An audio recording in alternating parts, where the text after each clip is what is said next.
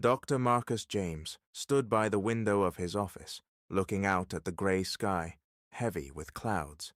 It seemed that the sky reflected his inner state, just as gloomy and depressed. Today, he had to make a decision that would be one of the hardest in his career. His mind was consumed by thoughts of a recent event. An elderly patient, Henry Thompson, had been admitted to the emergency department and made it clear from the start that he was unwilling to accept help from a black doctor. Henry was known in the area for his racist views, and even in a critical situation, when his life hung by a thread, he couldn't hold back his hatred. "I won't let this person take care of my health." His words, spoken with contempt and anger, echoed in Marcus's mind.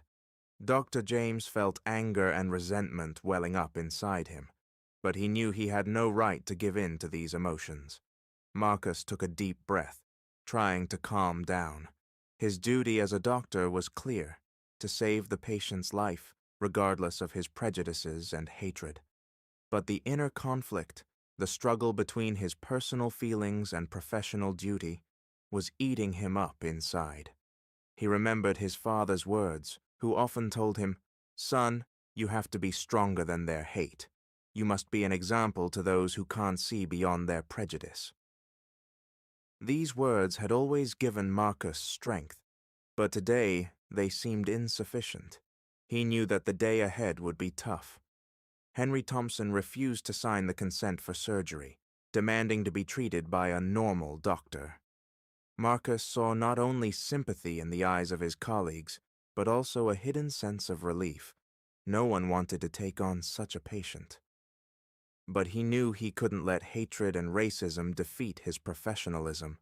Marcus understood that despite all his efforts, he might face even greater racism after the surgery, but he wasn't going to back down. Marcus walked down the hospital corridor, heading to the operating room. His steps were confident, but inside, he felt a tremor running through his body. In the operating room, everything was ready. The patient was prepped, and the surgical team was preparing for a complex procedure. Henry Thompson was under anesthesia, and his face, usually twisted with hatred, now looked peaceful. How can a person harbor so much hate and still deserve to be saved? Marcus thought. But he knew the answer. Every person deserves a chance at life, regardless of their beliefs and actions. This was his moral stance, and it helped him through moments like this. Nonetheless, Marcus couldn't help but wonder, what if Henry continues to hate him even after he saves his life? How does he deal with this inner conflict? How does he continue working, knowing that patients like Henry exist? The operating room was silent, interrupted only by the sounds of medical equipment. Marcus's colleagues looked at him with respect, but their eyes also showed concern. They knew that the decision to treat Henry had not come easily to him. When Marcus made the first incision, all doubts and fears faded into the background. Now he was focused only on one thing: saving a life. During the surgery, he felt his hands move with precision and confidence that he had honed over the years. Every step was deliberate and calculated. Every minute was precious. At some point, he realized that this wasn't just a fight for the patient's life, but also for his own convictions. Marcus knew that his strength lay in his professionalism and humanity, and that he had to set an example, even if the patient hated him. The operation was a success. Henry Thompson was stable, and the surgical team left the operating room with relief. But for Marcus, the ordeal wasn't over. Just hours after the surgery, he received news that Henry, upon regaining consciousness, began accusing him of incompetence and deliberately making a mistake. "That black man nearly killed me," Henry shouted, and these words spread through the hospital like wildfire. Marcus stood in his office, feeling the weight of the situation bearing down on his shoulders.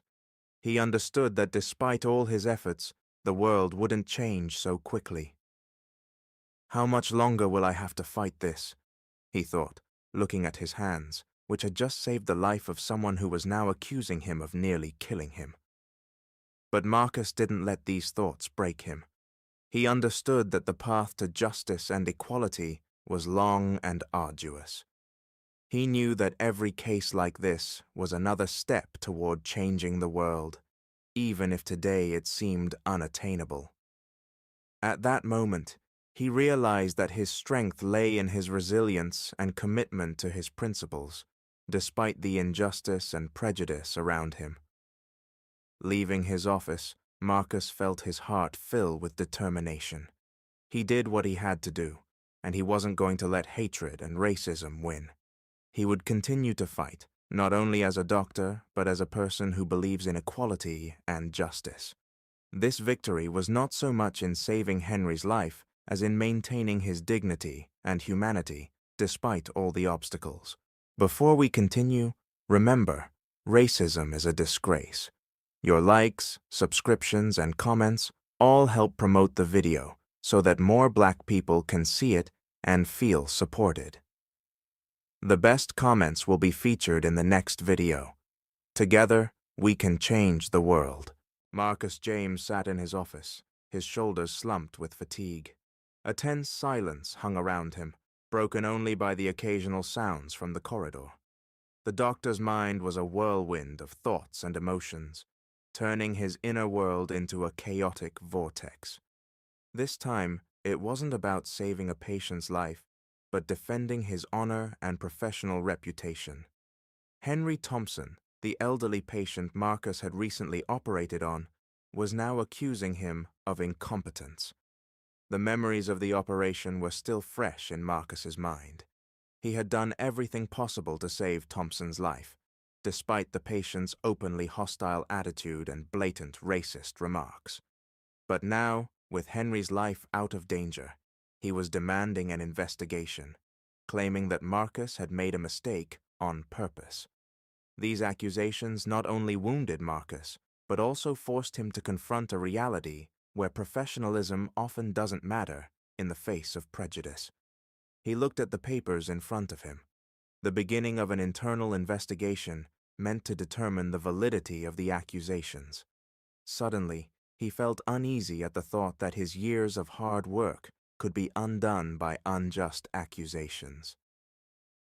How can they so easily forget what I did for this man? He thought, feeling anger slowly give way to despair. But he couldn't afford to break down. A fight lay ahead, and he wasn't going to retreat. With each passing day, the pressure on Marcus intensified. Colleagues who once respected him as an experienced and talented doctor now looked at him with suspicion. Rumors circulated in the hospital, and although no one spoke out against him officially, Marcus felt the coldness in their gazes and the way conversations died down as soon as he entered a room. It was unbearable to realize that his professionalism was being questioned because of prejudice and racism. Marcus often noticed how his colleagues exchanged glances when he walked by. They seemed to be discussing him behind his back, trying to determine how serious the accusations were. One day during lunch, Dr. Henderson, with whom Marcus had once been on good terms, approached him. "Marcus, you have to understand that many people here are worried. Henry Thompson is a well-known man in this town. His words can affect everyone's career," Henderson said with icy calm. "Do you think I could have made a mistake because of his skin color?" Marcus asked, looking directly into his colleague's eyes. But Dr. Henderson just lowered his gaze and, unable to find the words, quickly walked away. This moment made Marcus realize how deeply entrenched prejudice was in society, and how difficult it was to fight even those who called themselves his friends. The day of the investigation committee meeting arrived sooner than Marcus had expected.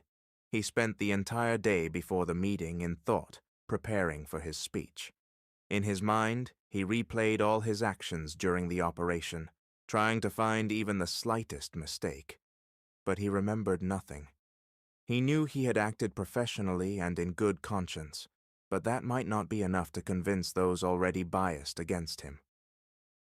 When he entered the meeting room, he was met with cold stares from the committee members. The air was thick with tension. Marcus felt his heart quicken, but he didn't allow himself to show weakness. Taking the floor, he calmly but firmly presented his arguments. He described all the steps taken during the operation, his efforts to save the patient's life, despite Henry Thompson's prejudice. "My duty is to save lives, regardless of how patients treat me," Marcus concluded, looking each of the committee members in the eye. The committee listened to his arguments, and although their faces remained impassive, Marcus felt that his words had made an impact. When the meeting ended, he left the room with a sense of relief. He had done everything he could to defend his honor. Despite the prejudice he had faced, Marcus realized that he would never abandon his principles. Truth and professionalism would always be on his side, even if the world around him was sometimes unjust.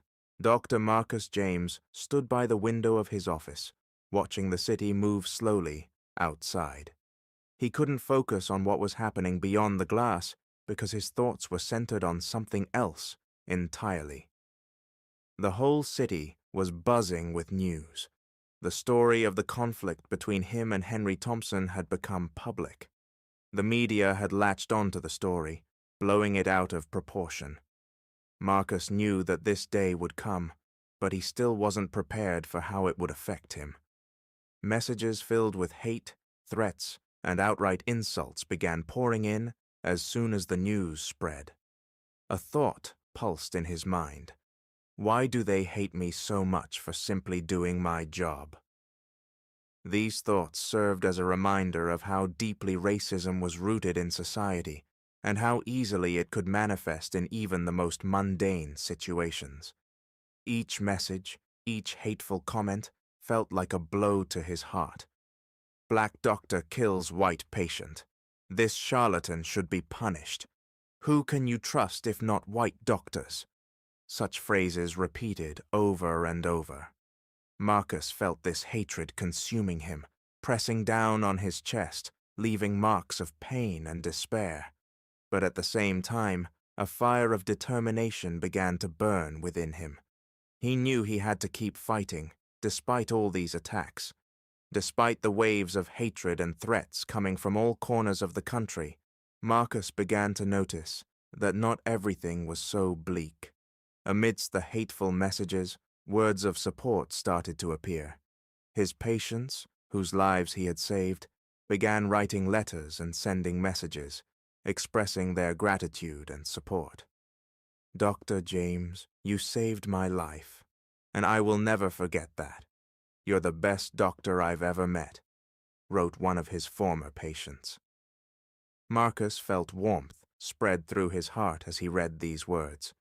They helped him cope with the overwhelming waves of negativity, giving him the strength to keep fighting. However, the harassment didn't stop.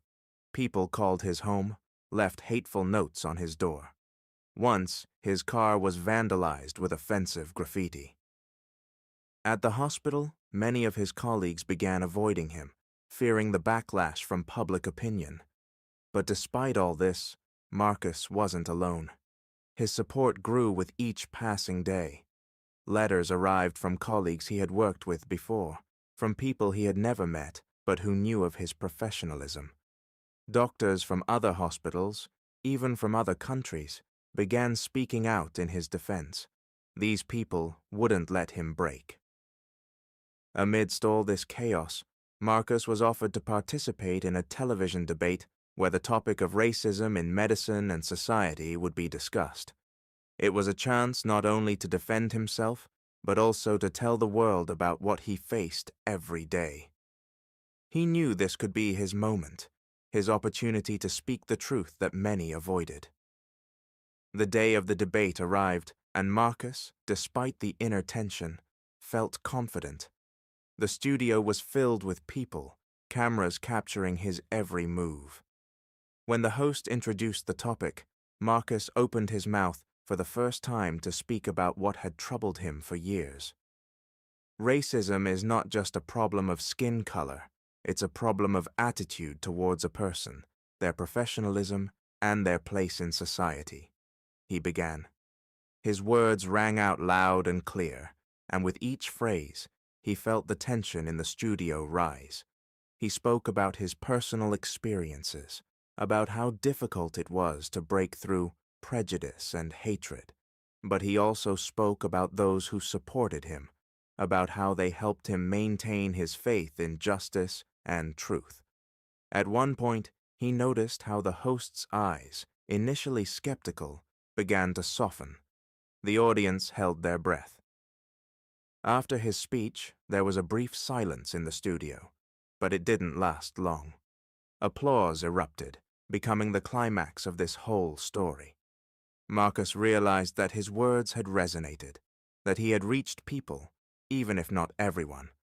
It was his personal triumph, his victory over hatred and injustice.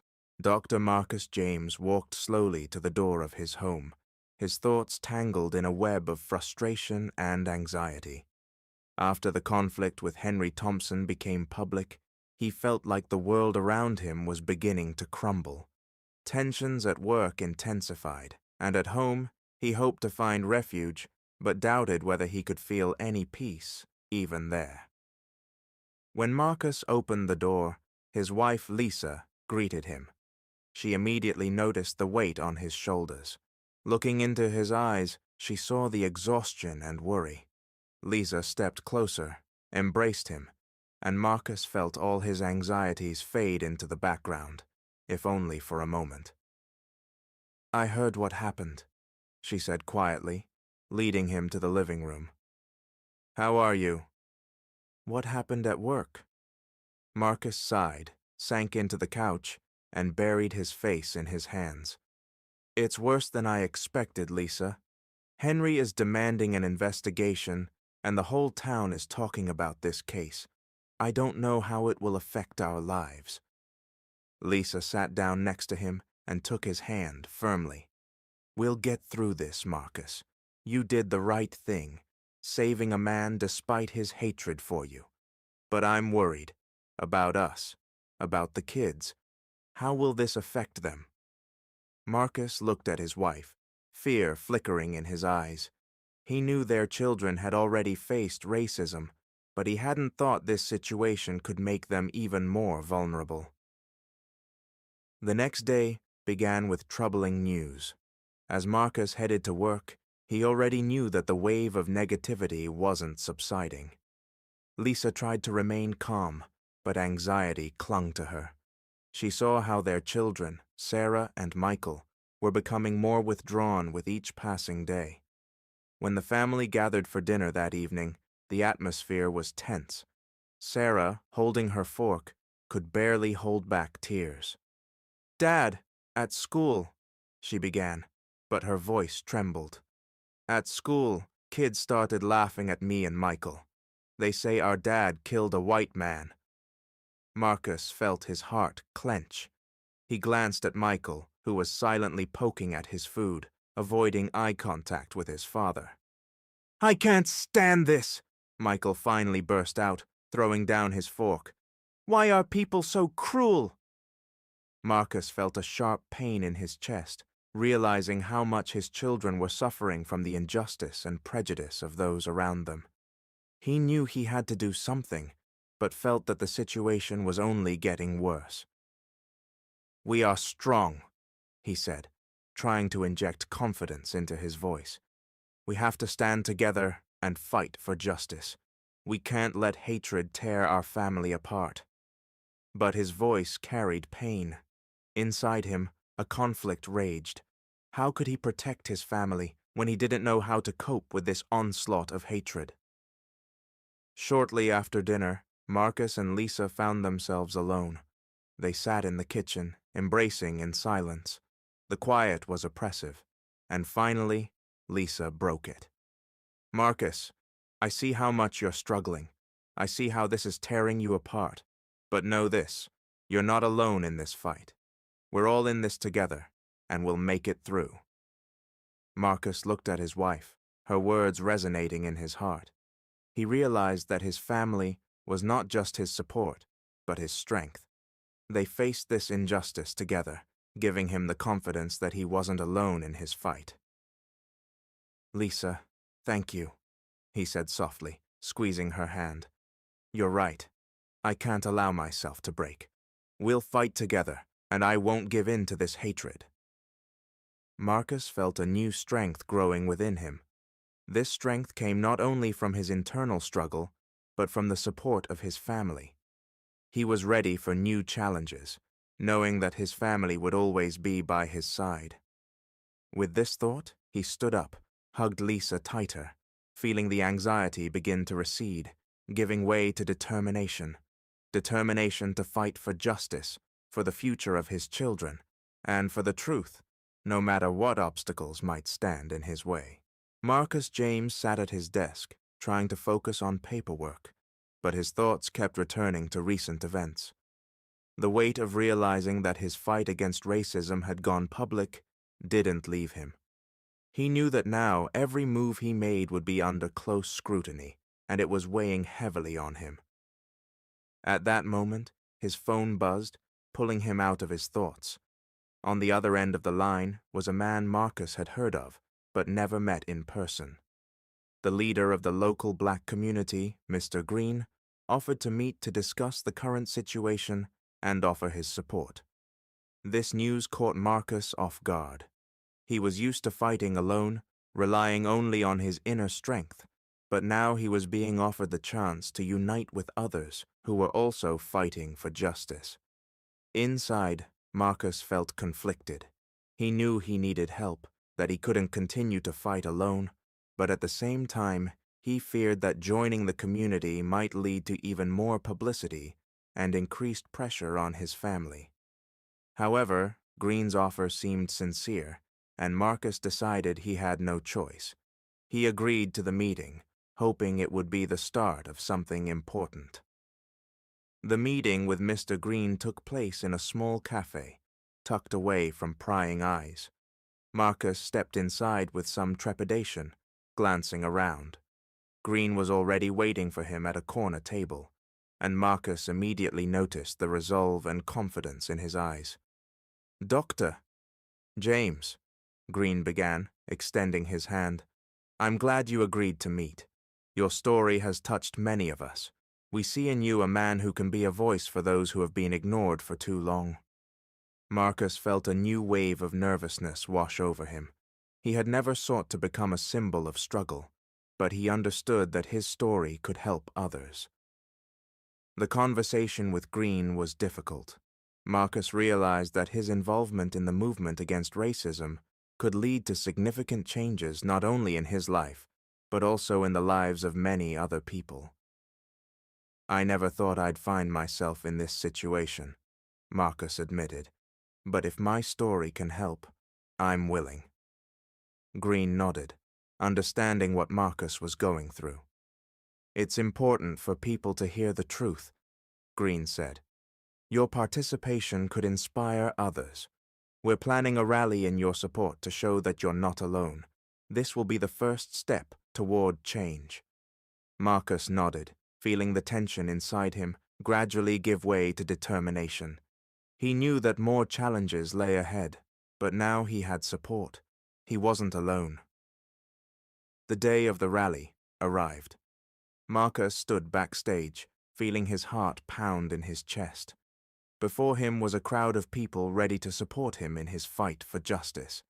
He had never seen so many faces turned toward him with such expectation. This was a moment he had never anticipated, but now he stood before the crowd, ready to speak the truth. When Marcus stepped onto the stage, applause and shouts of support erupted from the crowd. He felt the nervousness subside, giving way to confidence. The microphone in his hand felt heavy, but it was the weight of responsibility that he was ready to bear. "Thank you to everyone who came today," Marcus began, scanning the faces in the crowd. "I stand before you not just as a doctor, but as someone who has faced injustice and prejudice. We all know how hard it is to fight racism, how painful it is to experience it, and see how it destroys lives. Marcus's voice grew stronger with each word. He spoke about his experiences, the pain he felt confronting injustice. He talked about the fears for his family, about how difficult it was to make decisions knowing they could affect others. "But today I stand here because I know we can change things," he concluded. "We can fight for justice together. My story is just one case, but it can be the beginning of change. We cannot remain silent. We must act." The crowd erupted in applause. Marcus felt a new strength settle in his heart. He was no longer alone in his struggle. His personal story had become a catalyst for social change, and he was ready to continue this path, knowing that thousands of people were walking it with him. Henry Thompson sat in his living room, his hands nervously running along the armrests of his chair. It had been a few days since he was discharged from the hospital, and each day brought a new wave of condemnation. Henry was used to being a respected figure in his community, but now his standing had been shaken. People he had considered friends and allies began to treat him differently, with suspicion and even restrained contempt. At first, he dismissed it as temporary misunderstandings, but the hints and disapproving looks were becoming more frequent. A phone conversation with his old friend Frank had been a real cold shower. Henry had expected support, but he heard something entirely different. "Are you serious, Henry? Do you really believe that Doctor was trying to harm you?" Frank's voice was full of skepticism. "People are saying that you just couldn't accept help from a black doctor. Do you realize how this looks to others?" Frank's words echoed in Henry's mind, leaving him in complete confusion. How could he, Henry Thompson, who had always considered himself an honest and just man, find himself at the center of such accusations? He suddenly realized that his usual views and beliefs had become a symbol of injustice and prejudice for many, and this burden began to weigh on him more and more. Dinner at the Thompsons' house was marked by a silence that no one dared to break. Usually noisy and lively, the family was now steeped in quiet. Henry felt that his children, Kate and Josh, were hiding something, and this only heightened the tension. "What's wrong? Why are you so quiet?" Henry finally asked, looking at his son and daughter. Kate, usually so confident and outspoken, glanced quickly at her brother before responding. "Dad, we talked about what happened to you at school today." Her voice was tight, as if she was struggling to hold back her emotions. "Do you really think Dr. James tried to harm you just because he's black?" The question, posed by his own daughter, struck Henry deeply. He had never thought his children would doubt him. But now, as Kate voiced her thoughts aloud, Henry realized that his beliefs were affecting not only his reputation, but also his family. "I don't know what to think," he mumbled. "I just felt like something was wrong. But now that you mention it..." Josh, who had been silent until now, suddenly raised his head and blurted out, "Dad, you realize that's just prejudice. I don't want my friends thinking you're a racist." These words hit Henry in the heart.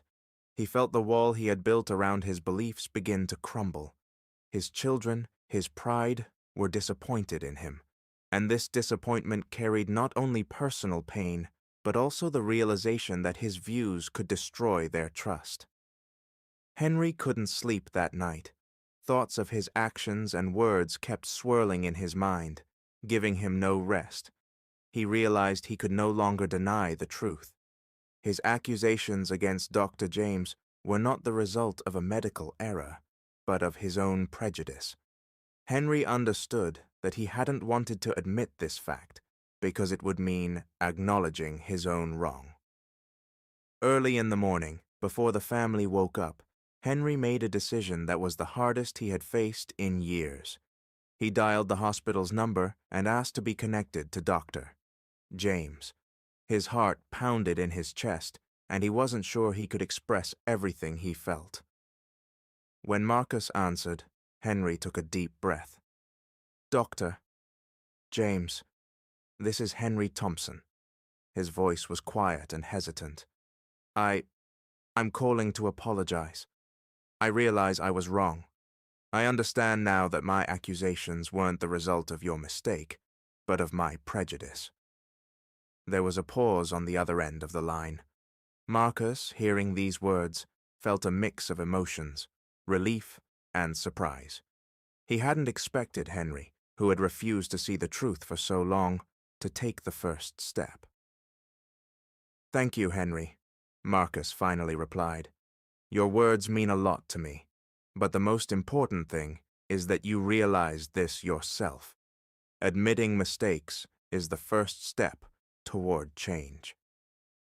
This conversation marked the culmination of a long internal struggle for Henry. He realized that racism not only destroyed others' lives, but also his own family.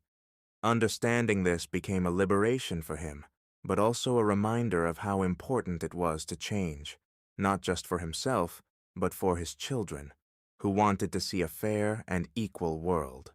Marcus James sat at his desk, surrounded by papers and notes.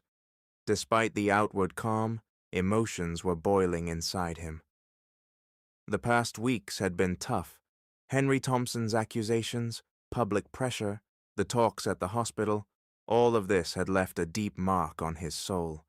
He tried to stay strong, keeping up appearances for his colleagues and patients, but inside, a constant battle was raging. When there was a knock on his office door, Marcus looked up, expecting to see anyone but Henry Thompson. As he looked at him, he felt a wave of unpleasant cold wash over him. Henry stood at the threshold, seeming somewhat embarrassed but determined. "Dr. James," Henry began, crossing the office threshold hesitantly. "I came to talk to you. We need to discuss what happened." Marcus froze. He didn't know how to react. On the one hand, standing before him was the man who had accused him of prejudice and jeopardized his reputation. On the other hand, he saw what could be genuine remorse on Henry's face. But could he believe it? "Henry," Marcus replied, forcing himself to speak calmly. "I'm not sure this conversation will do any good, but if you really have something to say, go ahead." Henry awkwardly sat on the edge of a chair. Marcus noticed how his hands trembled as he began to speak. "Dr. James, I was wrong," Henry said quietly. "I accused you because I couldn't handle my fears and prejudices. I'm truly sorry." Marcus was silent, feeling tension build up in his chest. Henry's words sounded sincere, but could he forgive the man who had caused him so much pain? Marcus sat across from Henry, feeling conflicting emotions flare up inside him. On the one hand, he understood that forgiveness was an important step, one that could change not only his life, but also Henry's. On the other hand, he couldn't just forget everything that had happened. Those accusations, made against him because of racism and prejudice, had hurt him deeply, and now he didn't know if he could trust the man who had caused him so much suffering. "Henry," Marcus began, carefully choosing his words, "I'm glad to hear that you've realized your mistake, but understand that your words have caused me and my family a lot of pain. I can't just accept your apology and forget about everything." Henry seemed prepared for such a response. He sighed, lowering his gaze. "I understand, Doctor James, and I'm not asking for forgiveness in the hope that you'll just forget everything. I'm asking because I sincerely want to change my life and my views. I realize how deeply I was wrong, and now I need time to correct it, but I'm ready to start with an apology to you." Marcus saw that Henry was genuinely remorseful, but trust didn't come easily. Inside, the struggle continued between the desire to forgive and the fear that this remorse might be temporary, insincere. "It's hard to believe in change," Marcus said quietly, "when people cling to their prejudices for so long. But I want to believe that you've really changed. It won't be easy for you or for me?" Henry listened carefully to Marcus's words, feeling hope grow within him for forgiveness. He knew that this conversation was the first step on a long road to redemption, and understood that it wouldn't be easy to regain trust. But this conversation, in which he was ready to open up and admit his mistakes, became an important moment for him. Marcus, in turn, felt his tension gradually giving way to the realization that before him sat not just the man who had wronged him, but someone who sincerely wanted to make amends. This realization didn't make forgiveness easier, but it gave him the resolve to take a step toward it. "Henry, I can't promise that everything will be as it was before," Marcus finally said, meeting Henry's gaze. "But I'm willing to give you a second chance, not because it's easy, but because I believe forgiveness is the path to healing, not just for us, but for those around us." Henry felt tears well up in his eyes. He understood that he had received not just forgiveness, but an opportunity to start a new life. And now he was determined not to waste this chance. "Thank you, Doctor James," he said, his voice trembling with emotion. "I won't let you down. I'll do everything I can to prove that this forgiveness wasn't in vain." When Henry left the office, Marcus was left alone, feeling a weight lift off his shoulders. He knew that many difficulties lay ahead, but he had taken the first step toward forgiveness, and that brought him a sense of relief and hope for the future. This experience showed him that forgiveness requires not only courage, but also wisdom, and that through forgiveness, true healing can be achieved for both oneself and others. Marcus James stood in the hospital corridor, observing the familiar scenes. Nurses rushing to calls, patients waiting their turn, colleagues discussing the latest news. It seemed that everything was back to normal, but inside, Marcus felt different. After all the events he had endured, he could no longer see his work the same way. He felt that now every step he took, every decision he made, carried more weight. His fight for justice and equality, although not over, had already begun to bear fruit. But along with this came the realization that he couldn't let his guard down, that he had to be even more attentive and strong because now his actions would be scrutinized. Marcus knew that many of his colleagues continued to regard him with suspicion or even disdain. In their eyes, he had become a symbol of something greater than just a doctor, and this made his life even more challenging. But despite this, he understood that he couldn't turn back. Ahead of him was a new life where his personal and professional principles were intertwined, and he had to find a way to cope with that. With each passing day, Marcus became more aware of how his life had changed after the conflict with Henry Thompson. Patients who once saw him as just a doctor now came to him with different words and thoughts. Many thanked him not only for his professionalism, but also for his resilience, courage, and willingness to stand up for the truth. One day, an elderly woman whom Marcus had operated on several months ago walked into his office. She sat across from him, clasping her hands in a gesture that betrayed her inner tension. "Dr. James, I want to say something." She hesitated, and Marcus saw her eyes fill with tears. "I heard about what happened to you. I just want to thank you not only for saving my life, but also for not being afraid to fight for the truth." These words touched Marcus deeply. He understood that his actions meant more to others than he had imagined. On the one hand, this gave him strength, but on the other, it added responsibility. He constantly had to balance his duty as a doctor with the fact that he had now become a symbol of the fight against injustice. But even despite these acknowledgments and words of support, Marcus felt that his inner struggle was not over. He knew that more difficulties lay ahead and that his journey was only beginning. A few weeks passed after Marcus returned to his regular work, but that regular was no longer the same. Every day, Every encounter with patients or colleagues carried something new that made him reflect on how much his outlook on life had changed. After one particularly difficult day, when Marcus had performed several complex surgeries, he walked out of the hospital and sat on a bench in the hospital park. He felt the fatigue slowly enveloping his body, but his mind was still swarming with thoughts of what he had gone through. He remembered all the moments when he had to choose, to stand up for the truth or to succumb to societal pressure. Each of these choices made him stronger, but also left its marks. Now he felt not just like a doctor, but like someone who had realized his mission in life, to protect the truth and justice, despite all the difficulties.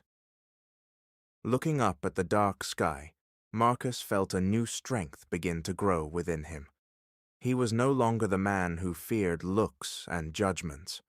He had become someone ready to move forward despite all obstacles, someone ready to stand by his principles and fight for the truth. His journey wasn't over, but now Marcus knew that every step on this path made him stronger and more confident. He no longer feared the future because he realized that everything he had gone through had made him the person he was meant to be, a doctor who not only heals bodies, but also helps heal souls, both his own and others. Marcus James sat at his desk, surrounded by papers and notes. Ahead of him was an important day.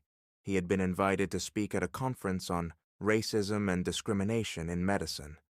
He understood that this speech would not just be a talk, but a real challenge, one that would show whether he was ready for the changes that were expected of him. Marcus felt anxiety growing in his chest. This was his first experience of public speaking on such an important topic. He had always been a man of action, preferring to speak through his deeds, but now he was faced with the task of expressing all those feelings and thoughts that had been accumulating in his soul over the past months. He would have to speak not only on his own behalf, but also on behalf of all those who had faced injustice and prejudice. Every word he planned to say carried the weight of his personal experience and pain. He knew that his speech could influence public opinion and the perception of racism in medicine, but at the same time, he realized the responsibility that had fallen on his shoulders. It was important not just to express his thoughts, but to do so in a way that would resonate with the audience. Marcus sighed, putting down his pen. Words and phrases swirled in his mind, but they didn't form a clear picture. He needed to find the right tone that would help him convey his message to every person in the audience. He knew he had to be honest, open, and, most importantly, sincere. Marcus spent the last few days immersed in preparing his speech. He reviewed his notes repeatedly, adding new thoughts and removing those that seemed insufficiently convincing. Every time he closed his eyes, scenes from the past came to mind, moments when he had faced injustice and had to stand up for his rights, despite opposition. The night before the conference, Marcus sat in the living room, surrounded by silence. Lisa approached him, gently placing her hand on his shoulder. "Are you ready?" she asked, seeing the tension on his face.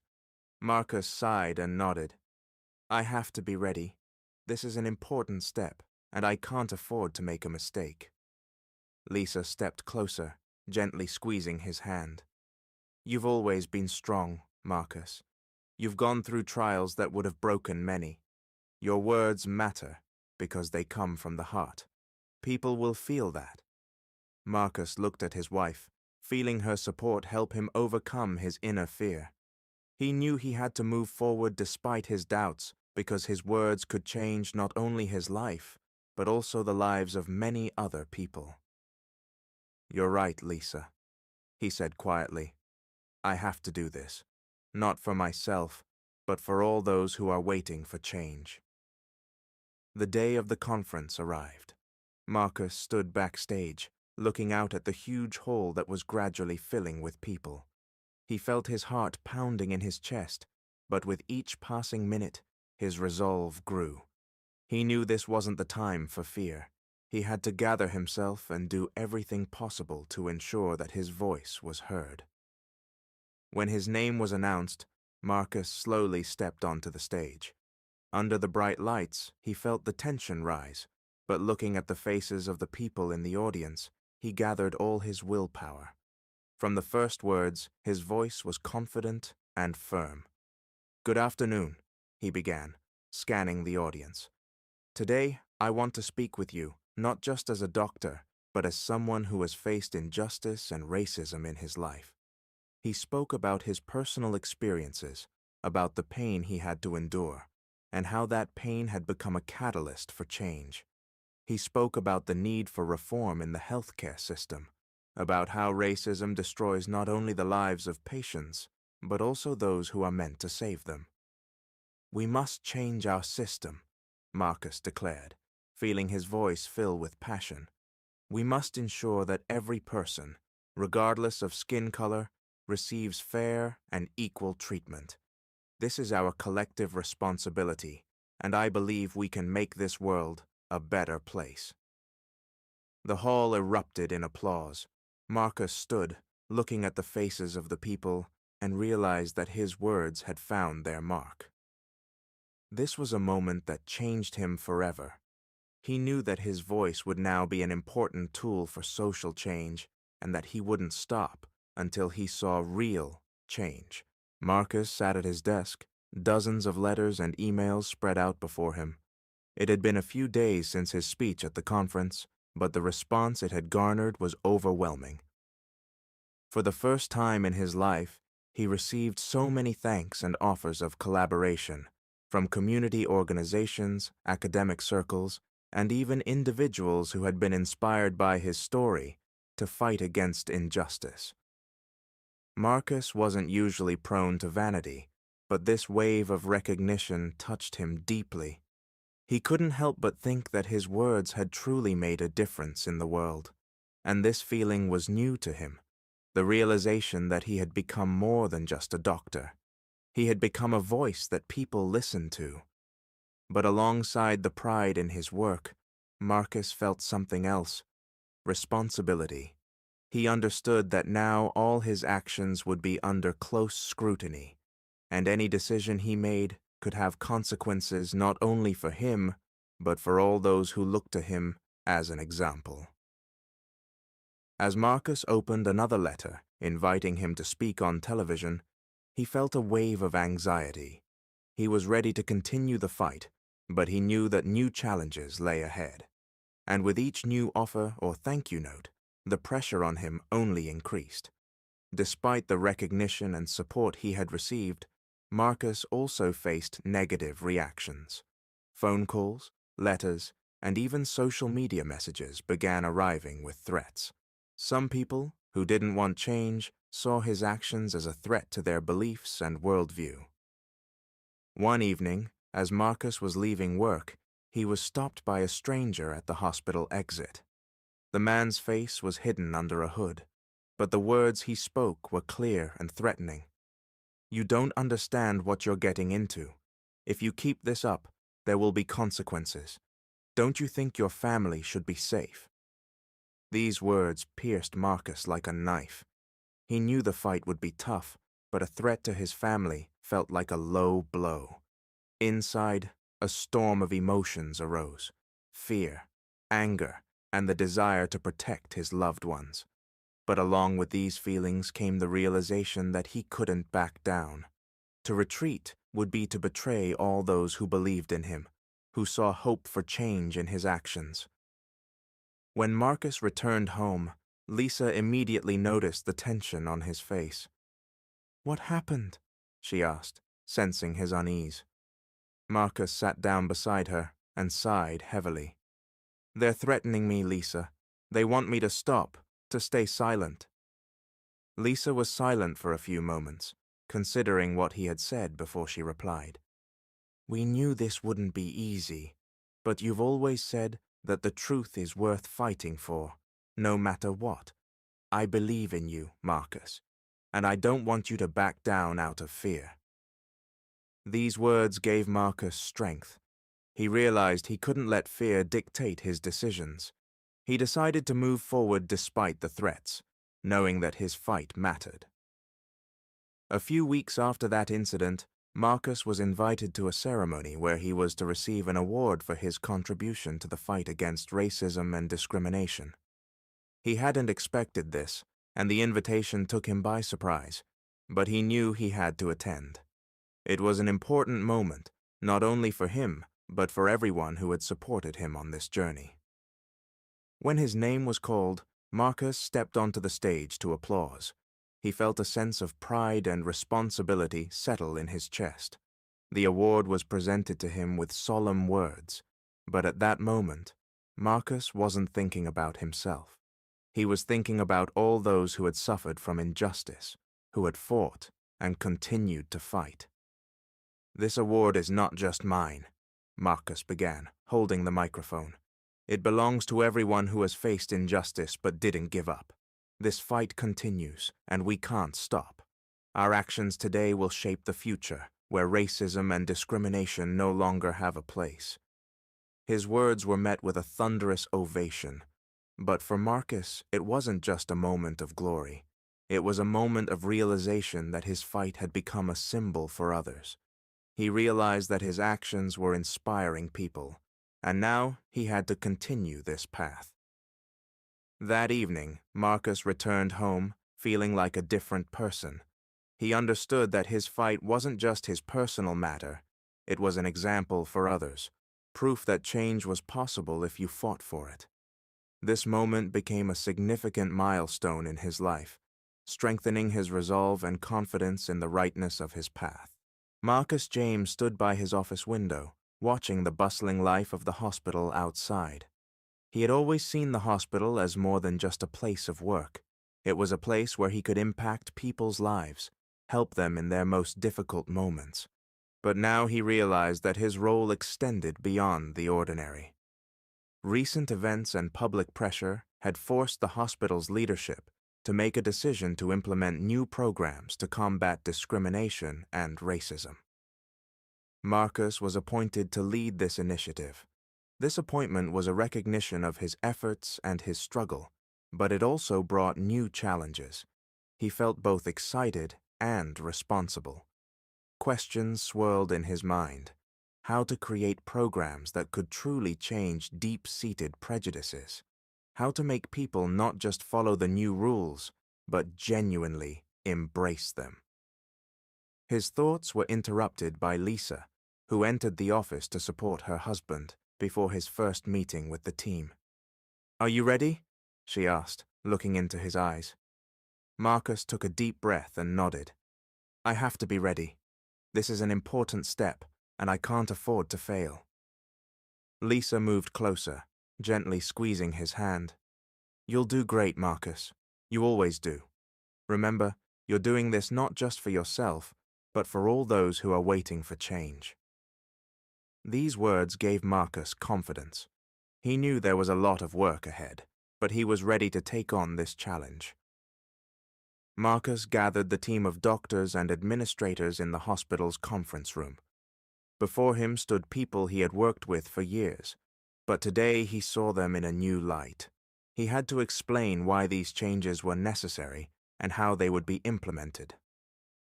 "We're here to start an important phase in our work," Marcus began, looking around at the attendees. "Our hospital has always been a place where people receive help, regardless of their race, religion, or social status. But we know that problems of discrimination exist, and we must be the first to start addressing them." Marcus's words were met with mixed reactions. Some doctors nodded in agreement, while others looked skeptical. But Marcus was determined to convince everyone of the importance of this work. "We'll develop training programs to help each of us recognize our biases and learn to work in a more inclusive environment. But this is not just about training, it's about changing the culture," he continued, feeling his voice gain strength. "I understand that this will be met with resistance, but if we don't start with ourselves, who will change the world?" One of the senior doctors, Dr. Henderson, raised his hand. Marcus, you know I support you, but isn't this too radical? We have many other problems that need to be addressed. Marcus expected this question. He knew there would be doubts, and he was ready to respond. I understand your concerns, Dr. Henderson, but if we don't fight discrimination now, it will continue to poison our work and our relationships with patients. We need to start with this because it's the foundation of everything, and I believe that together we can make our hospital a model for others. These words made an impression. The team began discussing the details, and Marcus saw how opinions gradually shifted in his favor. It was a difficult conversation, but the first step was taken.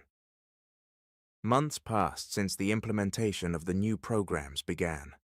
Marcus faced resistance and challenges more than once, but continued to move forward. He knew that such changes wouldn't happen quickly, but every small success gave him the strength to keep going. One day, as Marcus was reviewing progress reports, Dr. Henderson approached him. "Marcus, can we talk?" he asked, visibly anxious. Marcus invited him to sit down and looked at his colleague intently. "I wanted to apologize," Henderson began. "I was wrong to doubt your initiatives. I see that it's working. The atmosphere in the hospital is starting to change, and it's because of your persistence. You've really made our hospital better." These words were the best reward for all of Marcus's efforts. He felt pride and satisfaction fill his heart. "Thank you, Dr. Henderson," Marcus replied, feeling some of the tension lift off his shoulders. "I'm glad you see it that way, but there's still a lot of work to be done, and I hope we'll work together to achieve even greater success." That evening, as Marcus left the hospital, he looked back at the building and realized that he had indeed begun to change the world around him. It was a small victory, but it meant a great deal. He realized that change was possible when people were willing to fight for justice, and that his work was only the beginning of a long journey toward equality and inclusivity. Marcus sat in his office, reflecting on the recent events. Despite all the challenges he had faced, he felt satisfaction with the results he had achieved. His actions had led to significant changes in the hospital, but the journey was far from over. At that moment, the hospital's chief administrator entered his office with a proposal that caught Marcus by surprise. "Marcus, we've all seen the contribution you've made in fighting discrimination and racism," the administrator began, sitting down across from him. "We have a proposal that could change not only your life, but the entire healthcare system in our region. We want you to lead a new program to combat discrimination across our entire network of hospitals." Marcus froze upon hearing these words. This was a huge acknowledgement of his work and achievements, but it also came with immense responsibility. His heart began to beat faster, his thoughts racing. He had never sought leadership at this level, and now he wasn't sure if he was ready to take on such a task. I don't know," he mumbled, trying to process what he had heard.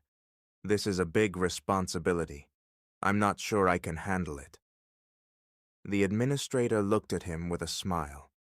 "You've already proven you can do a lot. We believe you can handle this, and it could be an important step toward the changes we're all hoping for." These words made Marcus think. He realized that this proposal was a chance to continue the fight at a new level, but the fear of potential failure was holding him back. The next few days were tough for Marcus. He constantly thought about the proposal, trying to weigh the pros and cons. On the one hand, he knew this was a unique opportunity to make a real difference, to change the system from within, to make it more just and inclusive.